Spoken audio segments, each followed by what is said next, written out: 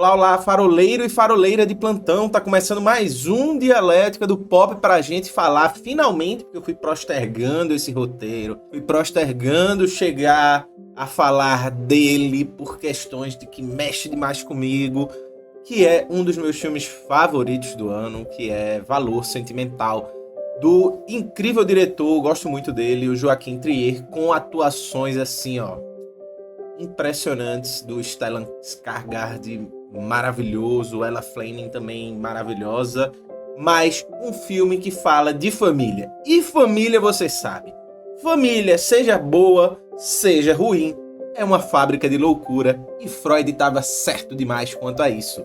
Simbora pro vídeo falar de família, infelizmente, né? A gente tem que falar de família, infelizmente a família existe, tá aí, a gente tem que lidar com ela, né? Vamos embora!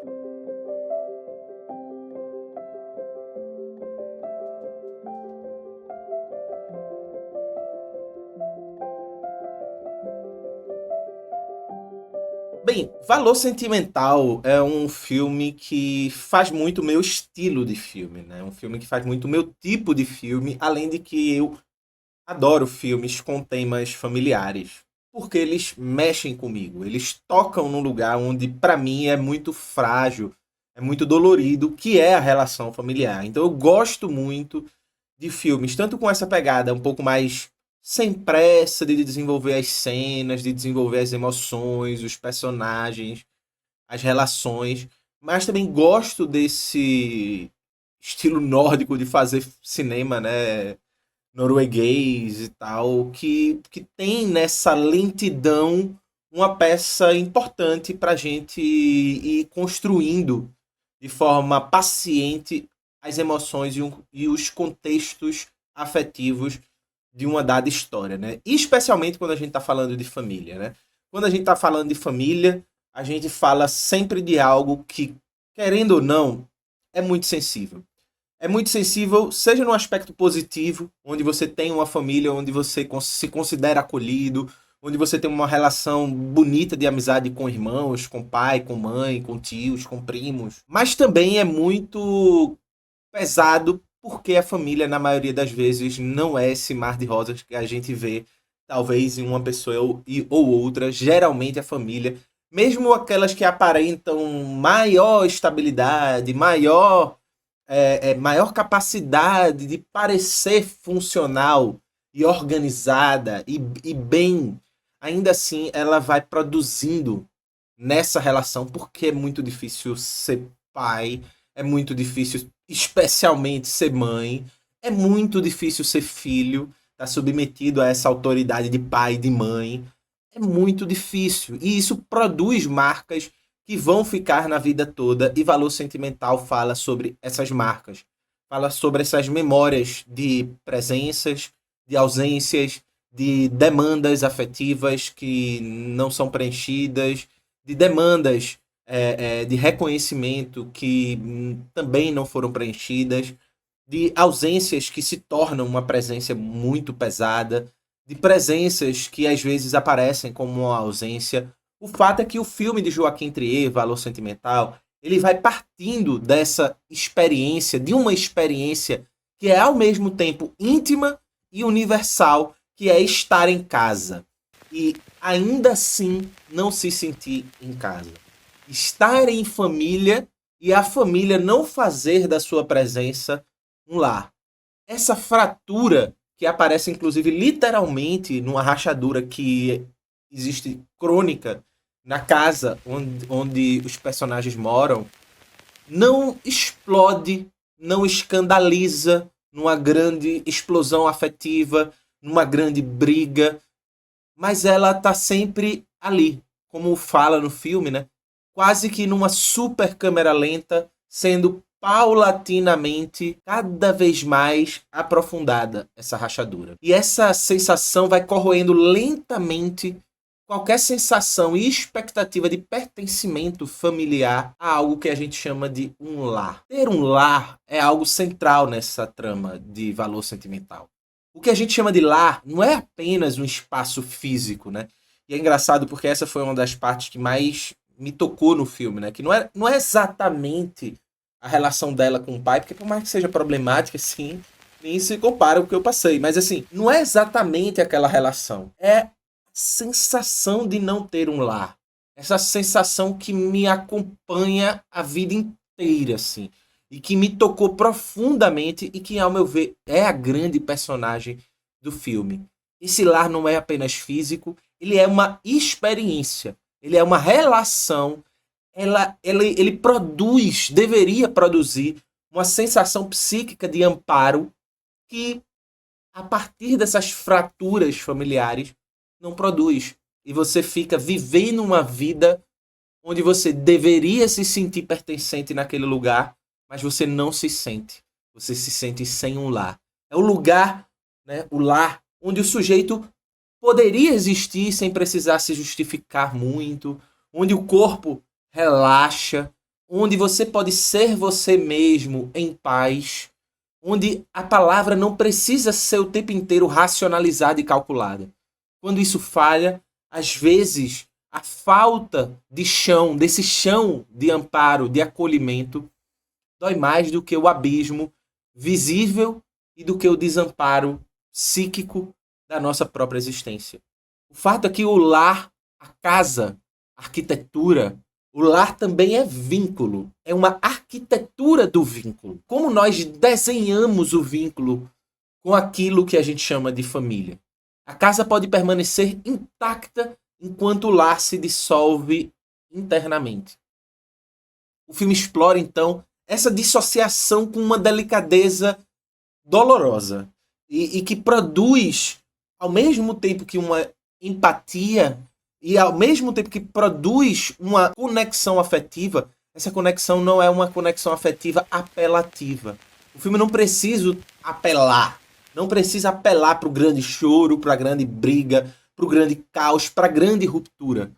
Porque o que importa é essas pequenas rupturas e fissuras. Freud, ele pode nos ajudar a entender isso, né? O lar é o primeiro espaço de constituição do eu.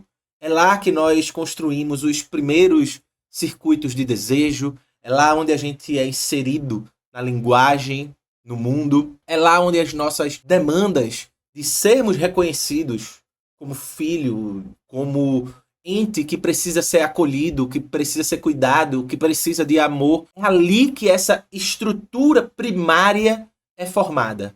E é claro que a família não é algo que existe desde sempre e que sempre é assim. Psicanálise, de certa forma, ela é uma produção teórica sobre a subjetividade de um mundo que tem a família o seu núcleo principal. E essa sensação fundamental de tentar ser amado, de tentar ser visto, de tentar ser reconhecido para poder existir, ser digno de existência.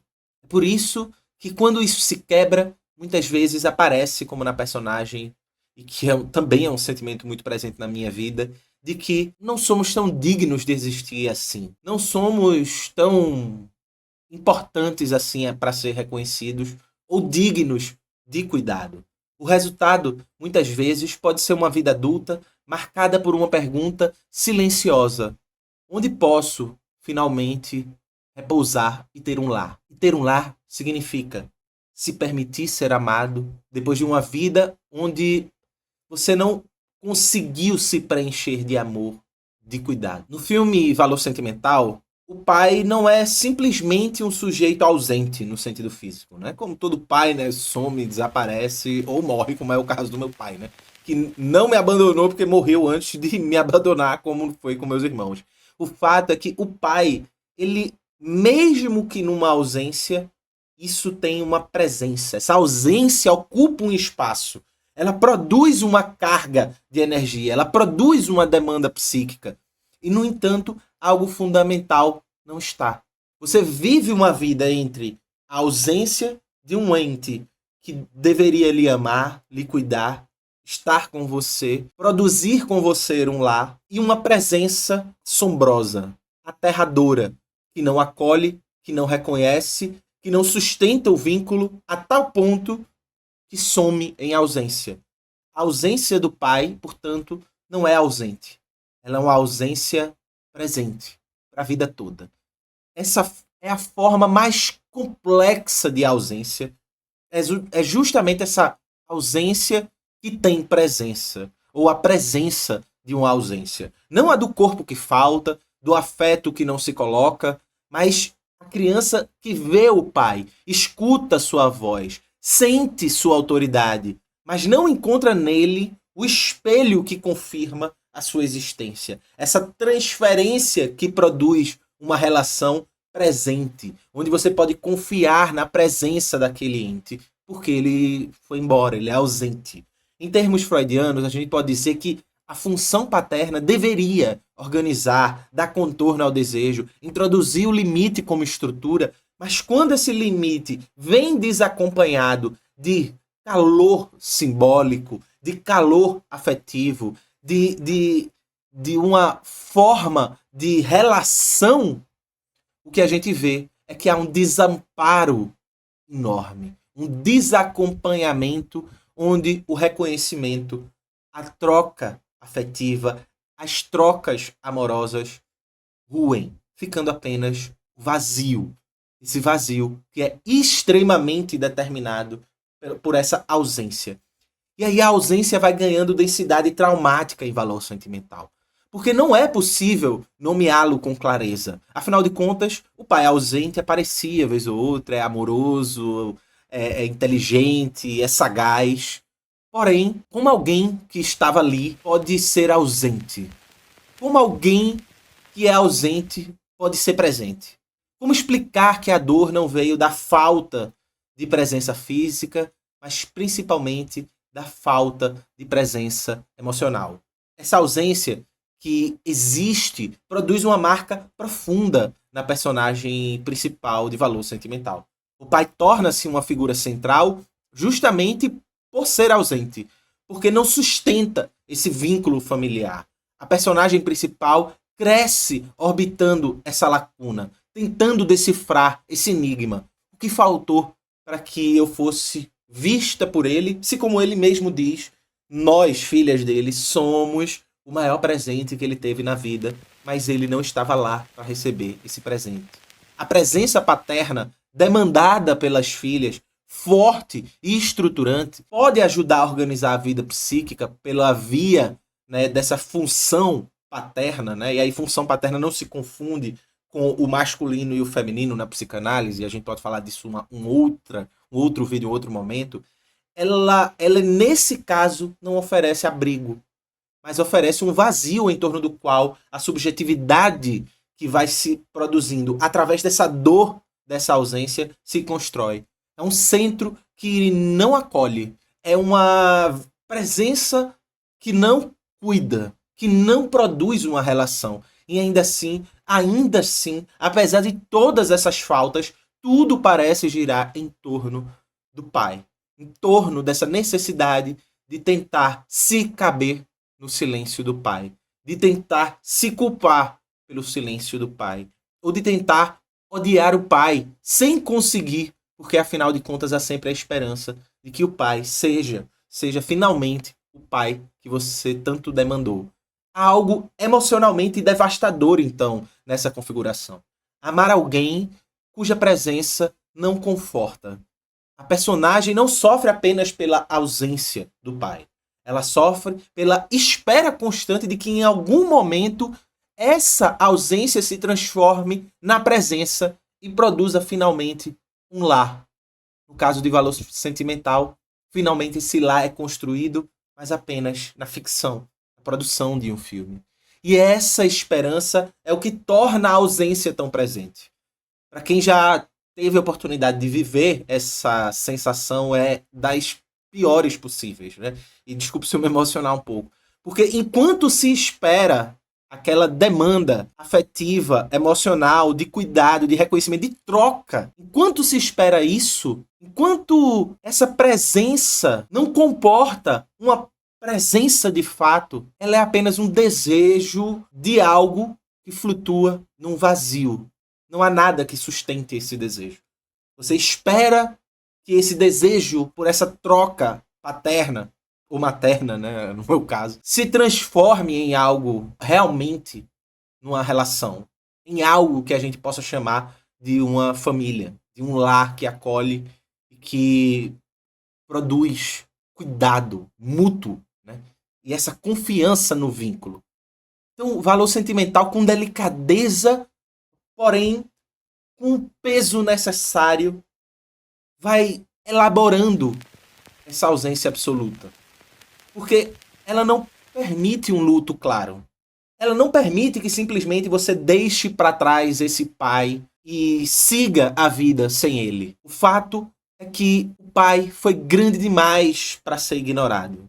É insuficientemente grande demais também para ser descartado.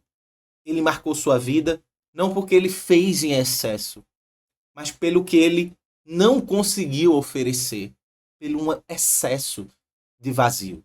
Não houve uma partida, não houve uma ruptura definitiva, não houve convivência, ainda que também não houvesse um desenlace absoluto.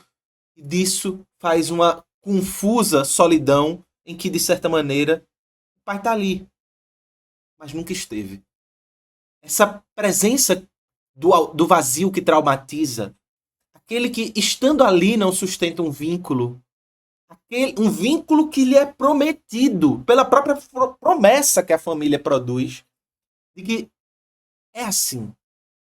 Aquele que, existindo, ensina a estar junto, não é o mesmo que pertencer. E, portanto, por mais que ele apareça, esteja ali, presente em um momento e outro, ele nunca produz um lar, uma relação de pertencimento com as filhas. Não se sentir em casa, então, é experimentar essa forma de exílio íntimo. Não é sair do país, não é encontrar território emocional seguro, mas é encontrar um lugar onde você pode existir com a confiança de que quem está ali pelo que você é. Isso não existe para as personagens do filme porque elas se questionam. Por quê? O que há em mim? Onde eu errei? Onde ele errou para que a gente não produzisse esse lar seguro e fizesse da minha vida um exílio subjetivo eterno? O filme sugere então que esse exílio produz uma subjetividade errante. O personagem busca no mundo externo aquilo que faltou internamente. Essas relações amorosas tornam-se tentativas de construir abrigos perdidos, mas com a impossibilidade de construir vínculos a partir disso, né? Ela fala disso durante o filme. Ela vai construindo relações ali e aqui, né, amorosas, de amantes, etc, mas ela não consegue, como ela diz, né, eu sou 80% quebrada e o que você vê aqui é só o que eu posso dar, que é os 20% que eu consigo ser de boa, né, por assim dizer. O fato é que tudo isso vai e ela sabe disso, né? Tudo isso é uma forma de bloqueio de alguém que não confia no vínculo. Porque o vínculo primário familiar também é problemático, também foi rompido. Mas quando o modelo interno de lar é instável, até mesmo o amor adulto, romântico, pode ser vivido com desconfiança.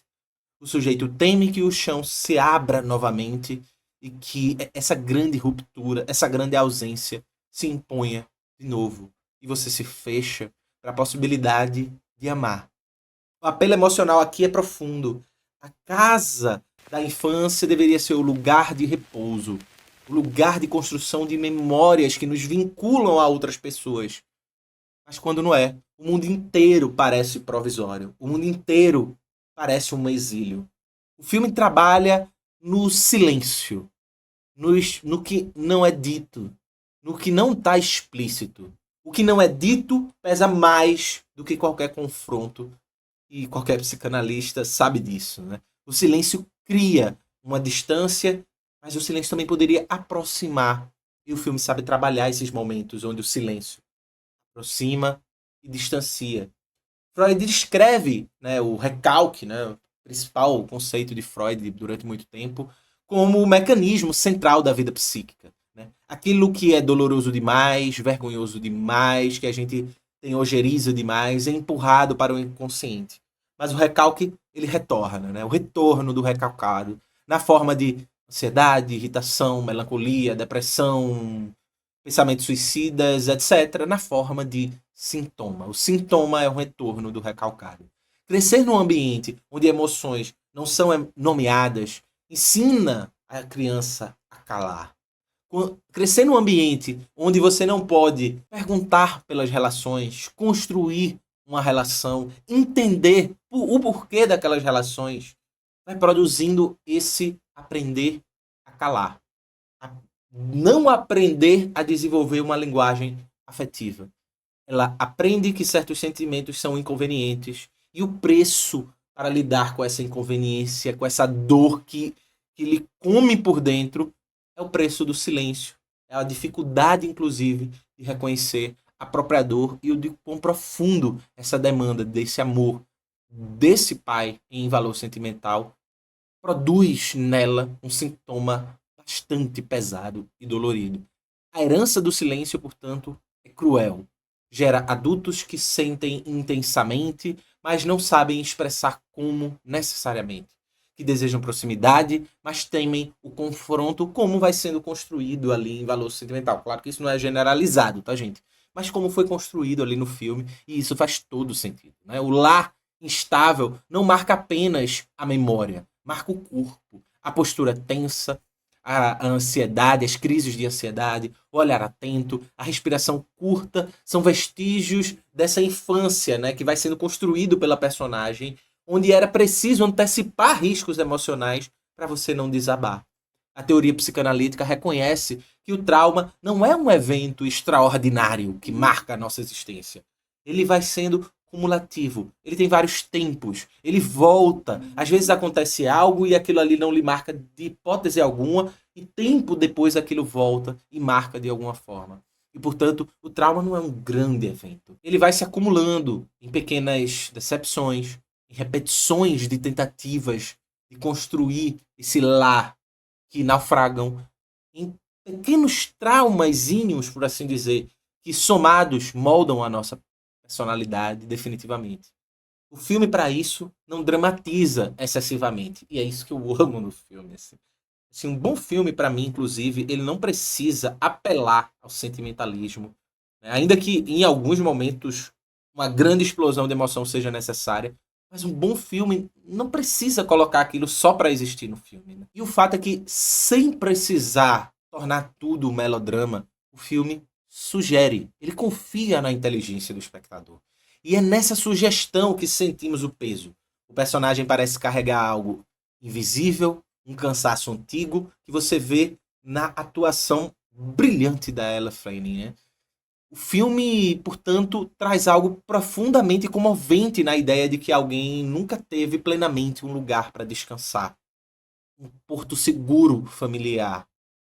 Esse apego ao valor sentimental das coisas, que é construído exatamente pelas relações. Um objeto não vai ter valor sentimental por si só, ele vai ter valor sentimental a partir das memórias e das relações que você constrói em torno desse objeto. Pode ser uma tentativa de reconstruir um lar imaginário. Idealizamos o passado para suportar as frustrações do presente. A gente tenta se reconectar e tenta refazer o passado inúmeras vezes para tentar explicar a nossa dor. E, de certa maneira, a memória vai sendo trabalhada pelo desejo, um desejo de ser, de ter um lar, de ser, de possuir uma relação paterna, materna, e, portanto, de ser filho, filha.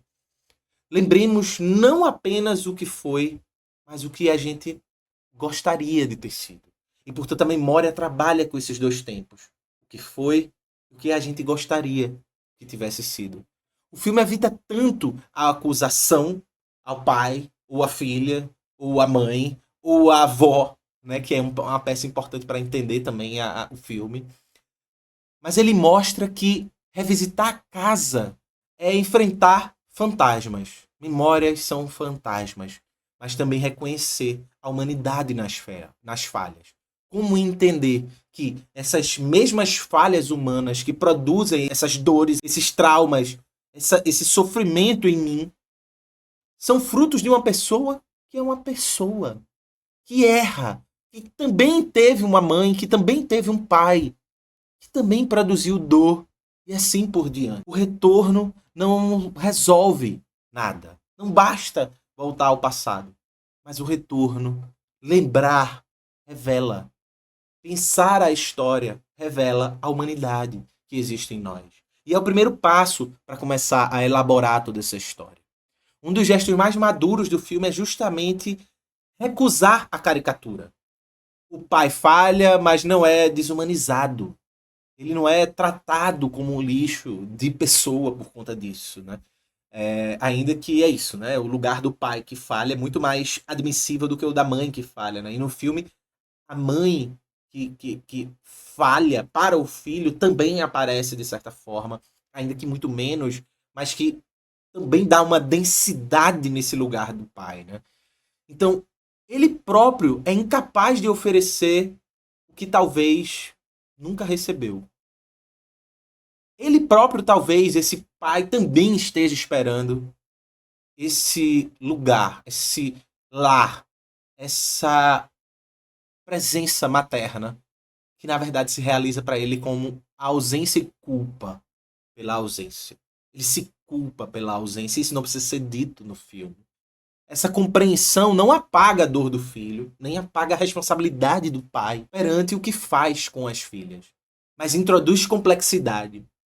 A ferida deixa de ser apenas acusação e torna-se parte de uma cadeia de fragilidades humanas. Como eu falei, né?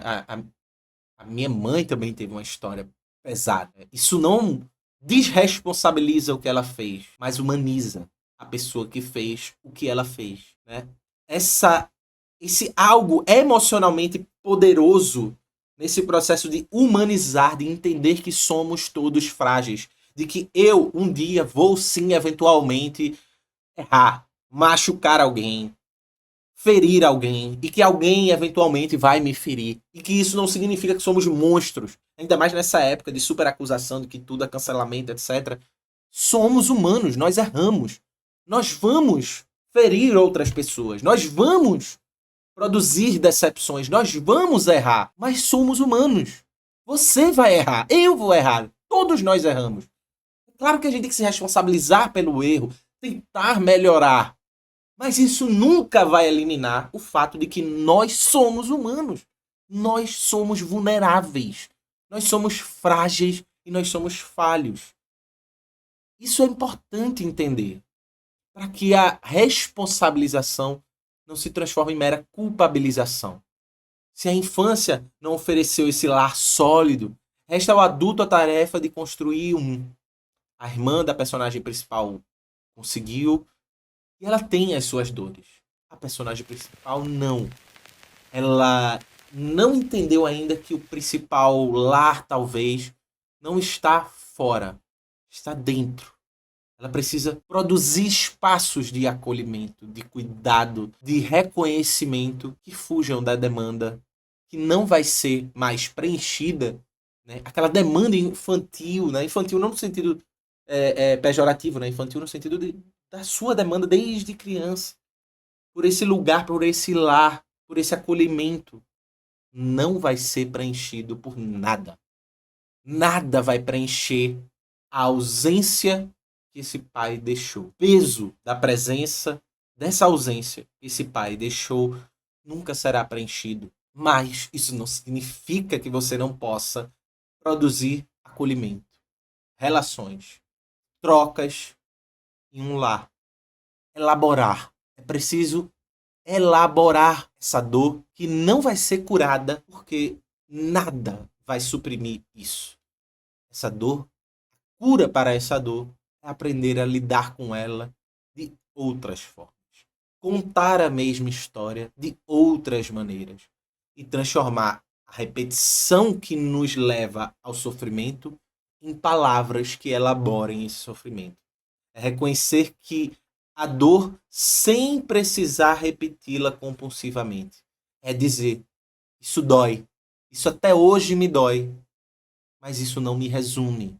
Isso não marca toda a minha vida. Eu não preciso estar nessa dor o tempo inteiro, ainda que ela vá sempre existir, pois essa relação é insubstituível. Qualquer relação com qualquer pessoa é insubstituível. O filme então sugere que o verdadeiro movimento não é destruir a casa do passado, mas ressignificar, elaborar, olhar para ela sem idealizações, sem o rancor, sem a culpabilização, pela perspectiva humana. Há um apelo emocional forte feito pelo filme. Aceitar que nunca nenhum de nós teve o lar perfeito é doloroso, mas é profundamente libertador. O peso que a sociedade coloca pela família, de que família é amor, é acolhimento, e mãe, pai é pai, mãe, irmão é irmão, e todo esse tipo de coisa, é pesado demais para a gente carregar. Precisamos aceitar que nenhum ser humano é tão forte a ponto de realizar aquilo que a gente imagina ser uma família ideal. Nenhum ser humano é capaz de preencher a demanda, o desejo de amor, de reconhecimento. E essa família hipotética que nos vendem e nos colocam na nossa cabeça promete. É por isso que a família produz tanta dor, mesmo quando ela dá muito certo. Imagine quando ela não dá certo. E é a maioria dos casos. Porque essa libertação é necessária porque permite parar de buscar nesse lugar que a sociedade impôs a gente, do mundo da família, algo que nunca esteve lá, que não pode estar lá e jamais estará lá. O grande gesto do filme é nos colocar diante de uma pergunta íntima. Onde é a nossa casa? Que diabo de família é essa que a gente está procurando? Se a infância foi instável, ainda assim a gente pode produzir algo como acolhimento, amor, vínculo, pertencimento, a ponto de chamar isso de um lar. Sim, Freud nos lembra então que a família, enquanto essa estrutura primária da socialização, ela vai produzindo essa loucura justamente por o tempo inteiro prometer pra gente algo que nós, seres humanos, somos impossíveis de dar conta. É muito difícil criar um filho. Criar bem, se dedicar para criar bem um filho é muito difícil. Ser um bom filho, como manda o manual da família tradicional, é muito difícil. Por isso que talvez haja aquele ditado que diz que para criar filho é preciso uma aldeia inteira, né? Os indígenas dizem isso. Certamente eles estão mais certos e razoáveis de pensar a família assim do que a gente pensando a família como a gente pensa. Não existe, portanto, nessa estrutura familiar, nada que seja puramente pacífico. O amor vai ser sempre atravessado por uma falta, porque as pessoas vão ser sempre incapazes de dar conta de toda a promessa que há em volta disso que a gente chama de família. E reconhecer essa falta é importante, mas a gente precisa ter cuidado para não ser dominado por essa falta. E a maioria das vezes é isso que ocorre, a gente se deixa dominar por essa falta. O valor sentimental, portanto, não está nos objetos, não está nas memórias, mas está na coragem de revisitar e de elaborar essa mesma história. De olhar para o pai falho, para a casa rachada, para a irmã, e ainda assim não se reduzir a essa ferida. E poder amar, apesar de. Há algo profundamente humano em desejar um lar. Desejar um lugar onde podemos ser sem ser julgados. Sem ter medo. E talvez o filme nos diga com a delicadeza e o peso suficiente para emocionar que o lar nunca foi completamente dado para a personagem principal, nem para mim, nem para ninguém. A gente precisa construir. O lar é sempre uma construção a posteriori. Ele é tarefa, ele é trabalho, assim como o amor, assim como os sentimentos, vínculos, eles demandam um trabalho. Desde um lugar onde possamos viver a partir desse trabalho mútuo, essa construção conjunta. Quando a gente consegue, mesmo que tardiamente, construir esse espaço, algo se aquieta, ainda que a dor continue lá. Não é esquecimento, não é perdão fácil, não é simplesmente superioridade emocional ou fraqueza emocional. É respirar dentro de si, Pela primeira vez reconhecer que aquele chão que o tempo inteiro desabava não vai ceder. E quem sabe você pode deitar, respirar e cochilar para poder finalmente descansar. Até o próximo vídeo.